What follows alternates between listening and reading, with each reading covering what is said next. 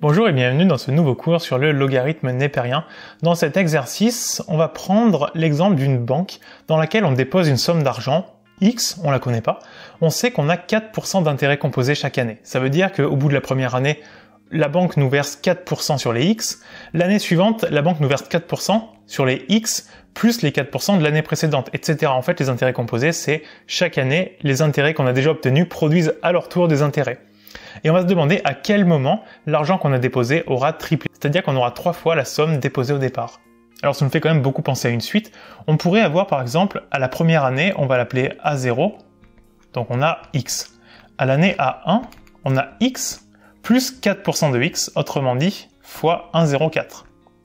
À l'année 2, en fait on a 4% de plus, donc 1,04 fois A1, c'est-à-dire fois 1,04X.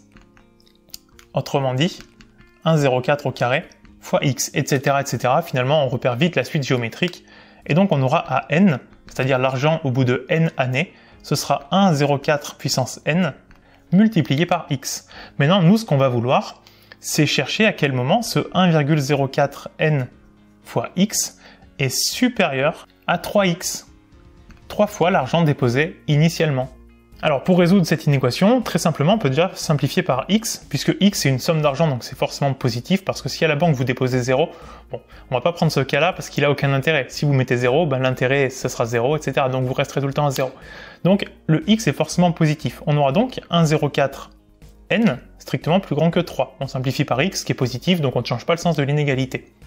Maintenant, pour avoir le n, quand on a la puissance qui est notre inconnue, l'idée c'est de transformer l'écriture avec du exponentiel et du ln. A puissance b, en fait, c'est comme exponentielle n, ln de 1,04.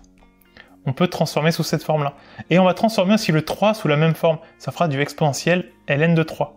Puisque le exponentiel et le ln vont s'auto-annuler, il nous restera bien que le 3. Et quand on a exponentielle a plus grand qu'exponentielle b, il s'agit de résoudre a plus grand que b. C'est-à-dire n ln de 1,04 plus grand que ln de 3. Et puis nous, ce qu'on cherche, c'est le n, le nombre d'années. Donc on va avoir n strictement plus grand que ln de 3 sur ln de 1,04. Il faut faire très attention, on a divisé par ln de 1,04. Il faut toujours se demander, est-ce que c'est positif ou est-ce que c'est négatif? Ici, on sait que le ln, quand c'est un truc plus grand que 1 qui est à l'intérieur, le ln devient positif. Souvenez-vous, la représentation graphique du ln, c'est celle-là. Et il devient positif une fois qu'il passe le 1. Ici, on a du 1,04, donc ln de 1,04, c'est positif. On divise par un positif, donc on ne change pas le sens de l'inégalité. Finalement, on trouve n plus grand que 28,01. Et comme n, c'est un entier, c'est un nombre d'années, on est obligé de prendre l'entier supérieur, parce que si on s'arrête à 28, on n'est pas tout à fait à ce qu'il faut, puisqu'il faut dépasser 28,01. Donc finalement, on va prendre n égale 29. Donc la somme d'argent aura triplé au bout de 29 ans.